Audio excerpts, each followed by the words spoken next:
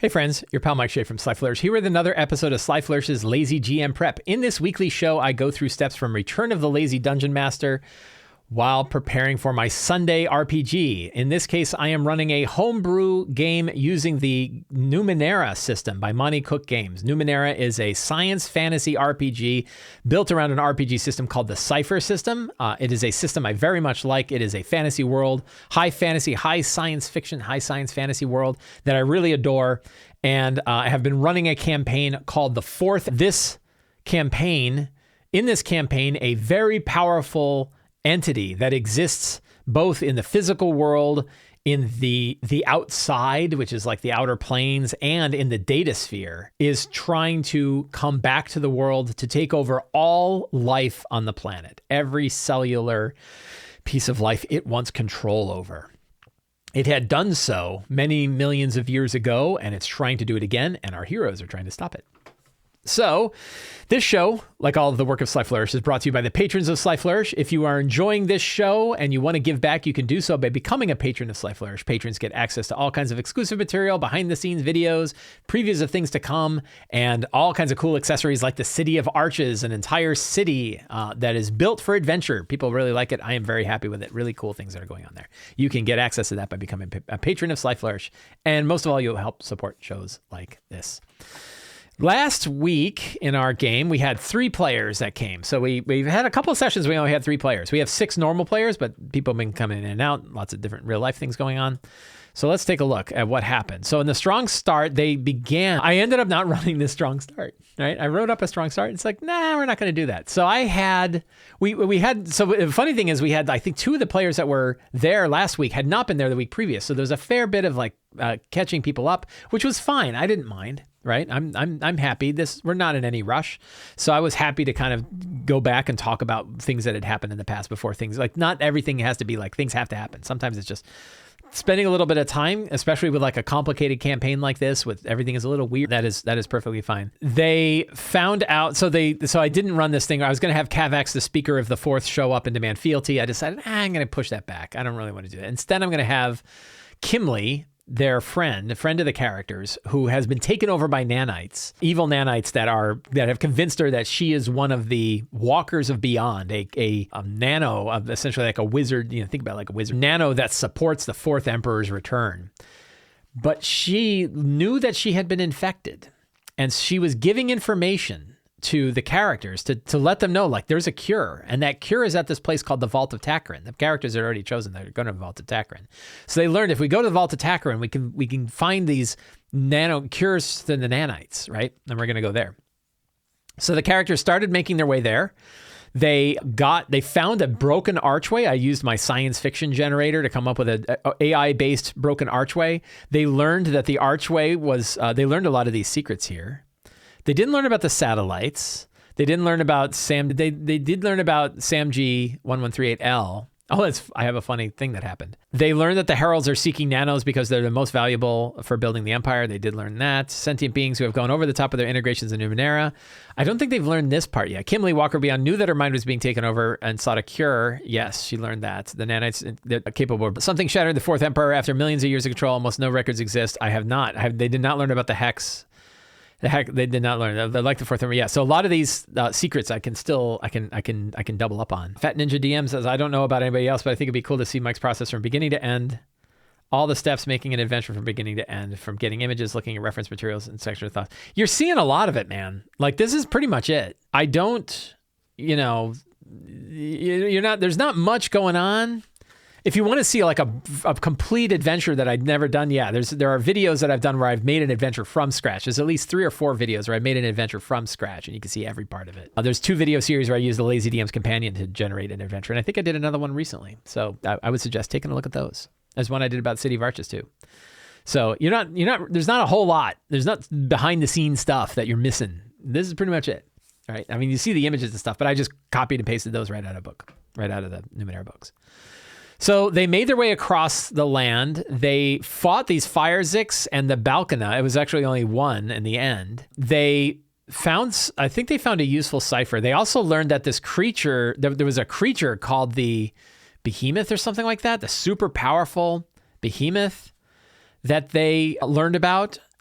But then they met some NPCs. So they went there, and I improvised a lot of stuff, and they ended up meeting Navarro and Burham, who I think are really fascinating NPCs. These are right out of the main book. It's a guy and his fish companion. The fish wears a mask that lets him breathe in the air and also lets him float above the land, and he just sort of swims about, right? He was very cool. And so the two of them met the characters, and they said, they met them outside of the Vault of Takran, and they said, yeah, we were going by. We're actually heading back to Bodrov ourselves, but we thought we'd stop here at the vault. The problem is that everybody that's ever tried to explore the vault has never come out. They've all gone in and died. We don't know what happened. Or they've all come in and never come back out again. We don't know what happened to them. And they shared a lot of information, stuff like that. And it was really kind of neat. There was some fun character interaction. It's hard to not have a great NPC interaction with a floating fish. So that was great, and we are definitely going to use those in our session today. And then today's session, they made it to the door of the Vault of Takran, but they did not go in, right? And so this session, they are going to enter the Vault of Takran. And I was scrambling a bit around last week about the Vault of Takran. I think I've got better ideas about what's in the Vault of Takran this week, so hopefully things go smooth while we're doing our prep. So let's get a new session planning template. 27 March 2022, Sunday Numenera. So first thing we do is review the characters. I don't know who is going to be here and who is not going to be here this week. Not sure. So we have, I really want to find out more. And I think we're going to start off with campfire talk. I should have warned the characters that they're going to do this, and this will probably eat a little bit of time, but I think it will help all of us. And what I'd like to do is go around from each of the characters and ask them, what do they think? What are their thoughts about the current situation? What do they think about what's been happening? And where do they want to go? This is like Stars and Wishes, but for characters, right? Which really is still Stars and Wishes for players. You're just basically asking Stars and Wishes for players, but you're asking it through the point of view of characters, which turns it into gameplay, which is cool. It'll eat some time. I don't know if eating time is a goal, but like we're not in any rush, and it will help me because I know the characters and I'm learning about like how they approach situations, but I really don't know like what the goals and motivations of the characters are. And I want to dive into that a little bit. So I think we're going to do that today. So we have Baiko, an intuitive Jack who rides the lightning. He loves to have sparks, electricity arcs off of him. Likes to be in the fray, is an intuitive Jack. I think he might change his build. I think he talked about potentially changing his build, so we'll see. Knows that Nikia has the worst luck with electronic devices. But you can see, like, I don't have a lot of information about Baiko. I don't even have a picture of it. Cecilia is a graceful Jack who wields power with precision. I know the most about Cecilia because Cecilia has this tie to the fourth emperor. This is Cecilia's character, right? She's like a insect person. And she is a graceful Jack. So she's also, and I didn't even know she was a Jack, right? Flies around on gossamer wings, or that's what she looks like in the data sphere, right? And I did do some Stars and Wishes. She likes the time span of things. She enjoyed the tapestry, very interested in the history of the Aeon Priests and something that we don't know. So I got a lot of information about Cecilia, right? And a good connection. And her whole thing is that she only has a couple years of her life left before she turns into something else. Jad the Shade is played by Joe. Joe's been out for a number of weeks for work things that he had to do. Where's the image? Oh, that's his character sheet. And Jad is a meddlesome Jack who exists partially out of phase. And he's got a fair bit of background, but I'd be very interested. Childhood friend is Maeve Jacobs, who is also an Aeon Priest and is the father or mother of one of the other characters. So they have kind of good connections. But I'd like to kind of like get a feeling about what do they think about what's going on. And that also gives me like, where are we going with this campaign? How far do we want to go? We talked about it. We're probably going to go at least another few weeks, right? I don't know where I'm going with this thing. And I'd like to know that, like, if I want to bring the ending up close, I should bring the ending up close. And I kind of thought about that. Juniper, I also know relatively well. Juniper is a cheerful nano who possesses a shard of the sun, played by Juliet. Juliet's a fantastic player. And she has lots of good information about her characters and how she plays. But she's very optimistic. We have two characters who are both very optimistic about the future, right? It's really interesting to kind of see their optimism. And others are like, I don't know. So we have Nikia. I got a picture for Nikia. Benefit Jack who acts without consequence, right? And the acts without consequence is almost a license to be a dick. And we got to worry about that a bit. But the player is not a dick, so we don't have a problem. But I could see that one being a problem. His mother is Maeve. And so his mother is the head of the Aeon Priests in Bodrov. And he's also pretty optimistic. Kind of a rich kid learning about the world, right? And then we have Samji1138. Samji I also know about Samji. He is purely Numenera-based being that we found out is actually one of an army that exists beneath a place. I'm mixing Slaves of the Machine Gods and Jade Empire. What was it? The Jade Empire book. I forget what the other one was. I forget. But there's another adventure, and I threw those two in, and boy, they bud on that real. They're like, "Ooh, we should go there." And I'm like, "Wow, really? Okay, I guess we could do that." So we'll see where that goes. But Samji is a protective glaive who fuses flesh and steel, who is actually all steel on the inside, and is a pure construct being. So that's pretty cool. So I think we're going to start with the campfire talk, and have a more conversations with Navro, N-E-E, Navro and Burham, about the Vault of Tekrin. All right. So really, we have the campfire talks, conversation with Navro, and then enter the Vault of Tekrin. For those of you wondering what I'm doing to do my campaign management, I forgot to mention, I am using Notion, the online tool called Notion. I've been using it for campaign planning now for a good couple of years, and I really like it. It's a very cool tool. You can learn all about that in the show notes below. I have a link to how I use Notion for campaign planning. Very good tool, very, very easy to use. I am very happy with it. So that's cool. All right, so they are going to enter the Vault of Tekrin. So we want some secrets. And we have, so then we also have an NPC. Do I have a Tekrin, the Excogate? I don't know how to pronounce that. Excogitate, right? Is an NPC. Look at him. All right, that's going to be cool. So we have Secrets and Clues. Tekrin, I'll link it, was an explorer and historian who dove deep into the relic of previous ages. He is equally obsessed with understanding history and incorporating Numenera. He cares little for the current world or its people. Tekrin is nearly 1,000 years old and has given up his mortal body, his physical body, to become a being more ethereal. Tekrin has explored many worlds beyond,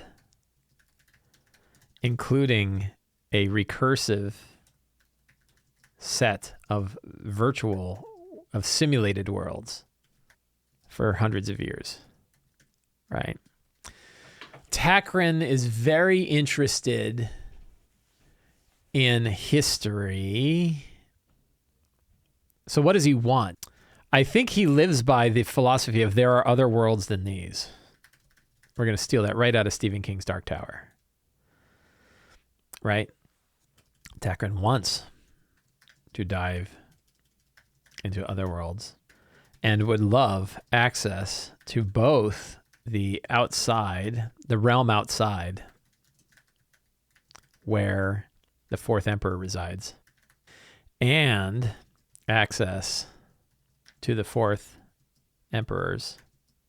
All right, that's cool. I'm going to save some time. I know I say you should you should always write new secrets and clues, but all these hex ones are all really good, and I plan to use them again. So I'm cheating and taking four of them. I'm not going to take that fifth. So that's 9 secrets that we have. Is there another secret that they could learn here? What else could Tekrin teach them? Tekrin, so the Fourth Empire never cared to build nanites capable of reversing the network, the voice nanites. However, can engineer them in his nanoforge. So I think, above all, what Tekrin wants is access. More worlds. I like the idea that he's spent 1,000 years in a Minecraft world, right? I think that's kind of fun. But really, he's built like recursive simulated worlds. And he's like, where they come from, he's like, I don't know if they're randomly built or if they actually are structured, but boy, they're interesting to explore. And he's been exploring these recursively, like Inception, right? And then he's popping back out and he's like, oh, it's been 1,000 years. So I think we've got, those are good. We're 4 steps in of our 8 steps already. Look at this. Isn't this great? So location, the big location is the Vault of Takran. But we also want to think about where they're going to go to next, right? And I think I want to reinforce, I'm going to railroad a little bit, right? And the characters could turn them down, but I think I'm going to have one of the people from Scarlet Watch. So new page in... So Scarlet Watch is a location. Town surrounding a huge statue of a scarlet humanoid. The town is being attacked soon by Oragulians. I'm not talking about spelling Oragulians right. This is my 7 Samurai. I want to do 7 Samurai because you can't go wrong. And so I think we're going to have an NPC of Scarlet Watch show up and beseech the characters, please come back. We need your help. They're going to come. My mother and my sister both have these nanites in them. And not nanites, but my mother and my sister have these powers, and they're going to take them. And I don't know what they're going to turn them into. And we need you to come and help, right? So I'm going to implore. So I'm kind of pushing from this one to another one because I think it'll be fun. I think they would look forward to it. One thing I do want to look at, I want to see if I have cool pictures of Scarlet Watch. Let's see if any of these pictures kind of, not so much. Ooh, that one's kind of cool. I think that works. That's perfect. Yeah. Oh, yeah. Copy that. All right. Where did I get? I just went through all the Numenera books. The question about like, where do I find the images? I went through the Numenera books and I just grabbed snapshots of places that look cool and I stuck them in my notes. So we're going to delete this one because I'm not going to do Village of the First Ones. Although we could call it, we could call this one Scarlet Watch Village. Whoops. All right. That could be kind of fun. Wolves of the Kala has 7 Samurai, Magnificent Sevenfield. Yeah, exactly. More Dark Tower. I was definitely thinking Wolves of the Kala, right? And what was it? The Castle Discordia, where the wolves came from. God, I love those books. I just read those books. Wasn't crazy about the last 2, but I loved the first 5 or 6. I don't know. They're all good. All right. So cool. We put that other location in here. So that just grabs me, that idea of defending Scarlet Watch from a bunch of it, I think could be a fun way to go. So NPCs, we need to have, am I in the right notes? I'm not in the right notes, am I? These are wrong notes. We don't want those. Let's put this into the old session notes. Navra and Burim. And I want to make an NPC. Let's go through. One bit of prep that I did early when I was getting ready for this campaign was to just grab screenshots and drop them in. And Brodix would be a good, I kind of like Brodix, and he's got this like, what is that thing chasing him? I don't know. It could be, so maybe Ave the Guardian comes. She's too hardcore to me. Yeah, that'll work. So that's good. So those are some NPCs. Are there anybody else? Any other creatures? I don't think so. But the primary thing we're focused on, so that way I've got sort of a drive of, okay, what are we going to do after the Vault of Takran is done? And I think I'm going to push them towards Scarlet Watch. I think that'll be fun. But now we need to dive into, okay, what are they going to find in the Vault of Takran? What are the things that they're going to locate? So this is a picture of the Vault of Takran. Again, I just grabbed a cool shot, but I thought it looked cool. I grabbed a Dyson map because we love some Dyson maps. I was just ranting about maps, right? And I'll tell you, because this is online, I have no problem with maps. Maps are easy, right? And it has 2 entrances. And so now I have sort of the answers to some of these questions. I was like making this up as I was going. I'm like, what's the vault about? But now I know why. And so the vault is one of the vaults of this Excogate Takran, right? And he used it. It used to be a place where he would store things that he had found during his historical journeys. Now it's been hundreds of years and he doesn't care. However, there are some creatures that exist in this place. So we have dissectors. Oh yeah, let's get some of our books up here because I think I picked some. Need some bestiaries. Let's get the bestiary 1 and bestiary 2 and bestiary 3. And we'll grab Discovery. So if we go to Discovery, and we'll just drop in here, and we'll go to Creatures and Characters, Creatures, and take a look. So there is a creature in here that used to work for, like equivalent of like his golem, right? He has a creature in here that works for him that I think has been collecting Numenera, and it has failed to do so, but it still does so. Any adventurer that sort of walks into this place faces this thing, which has been ripping the Numenera out of them. It could have mutated into a Calarail, right? Fused organic and insubstantial flesh mingles with food to steal. This is not bad, right? I've used the Calarail with this group before in Eberron. I wonder if they'll remember. But this would be a cool thing to face. So I think, and it's tough. Like, it's really hard. 7 is hard, right? Like 7 is, they're going to have to work. But they are tier 2 now, right? The characters are tier 2. So they have a little bit of a better angle of being able to defeat this guy.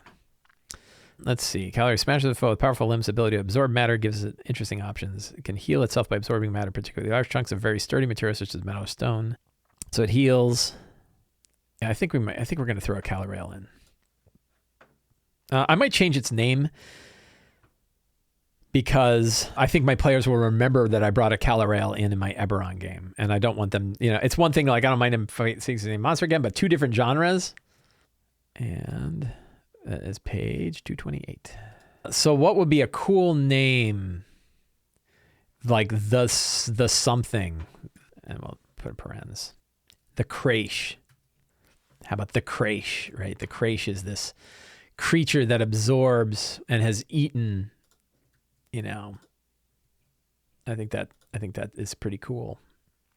So we got a good monster for them. Are there any other, what other discoveries do we have in here? Let's look at the vault, right? So I wrote some locations then. We have the front door, which is over here in the lower left.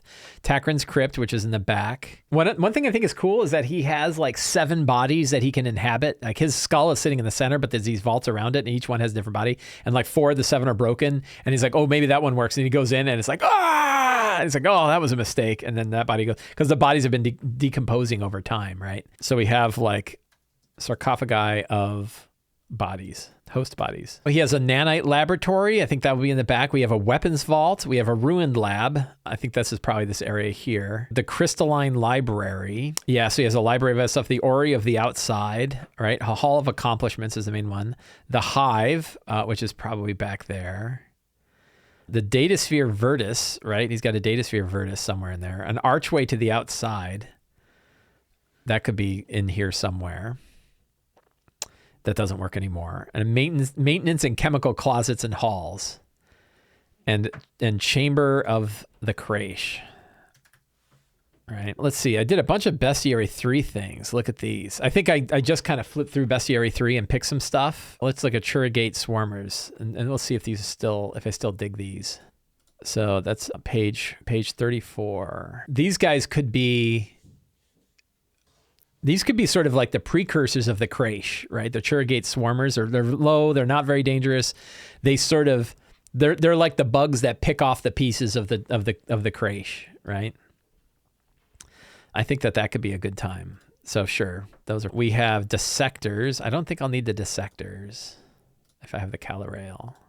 I guess like you might as well put that, Oh, this was going to be the thing that was finding, that kind of worked for, I don't know, I could run this instead of the Craish, the Dissector, right? It's this huge like hulking thing that is ripping the Numenera out of people and is doing so doesn't actually like care about it anymore. He's like, oh, I'm long past that. It just does it. I don't know. Do we like this or do we like the idea of the Craish? This one's a little bit not quite as nasty to defeat. I think I might change. I think I'm changing my mind, and we're going to go with the Dissector. Right? It's like weird hulking automaton. I think I like that better. Turns out last week's idea was better. But it's not a dissector, it's just a dissector. Ethervores, page 57. Oh yeah, so that, like if they go through the other tunnels, I think they might face a few of these guys, these weird tentacle armed, hungering for flesh. Yeah. That might be kind of cool. So I picked some pretty good monsters last time. And then the Phelbis, page 60. Yeah, maybe. These are all pretty good, frankly. It's kind of funny, but it turns out these creatures are actually pretty good. I'll throw them in my monsters list here. Where did I get this awakened relic? Where did that come from? What the hell's an awakened relic? I don't know. Whatever. It probably is in bestiary. Let's take a look. There we go. Oh, big powerful thing. Yeah, I don't think we need that. So I feel good about that. Now I'd like them to just. I want to give them some magic items, man. I want them to get some cool items. So let's take a quick look. I shouldn't have done that. I screwed up. Well, I guess we'll start with Discovery. Right? Start with the core book and then work our way out. And we're going to look at Numenera, and we're going to look at artifacts. So I want to give them some artifacts, right? There's things that have been discovered here.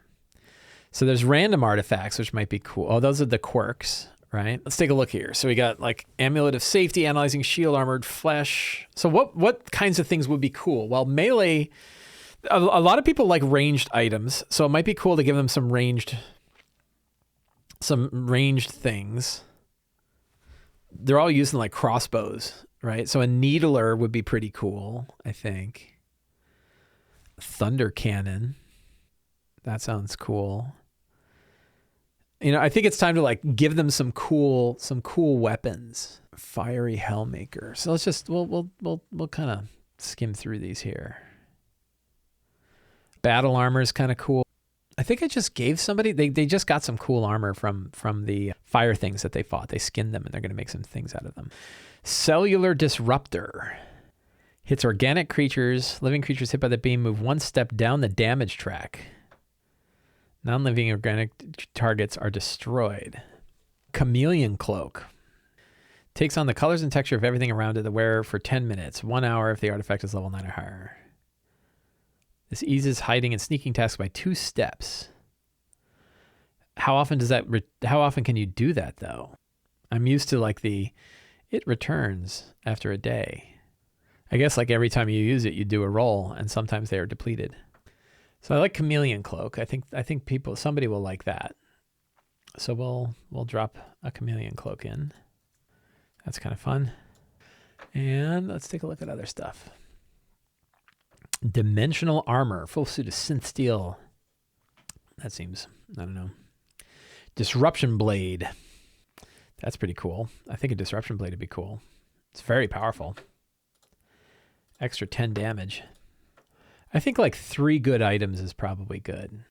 And I would definitely want to have a ranged attack thing. Healing Sword. Stab him and get healing back. Launcher. Just launches things. The Light Spike is kind of fun. I think I offered a Light Spike as an item before and forgot to use it.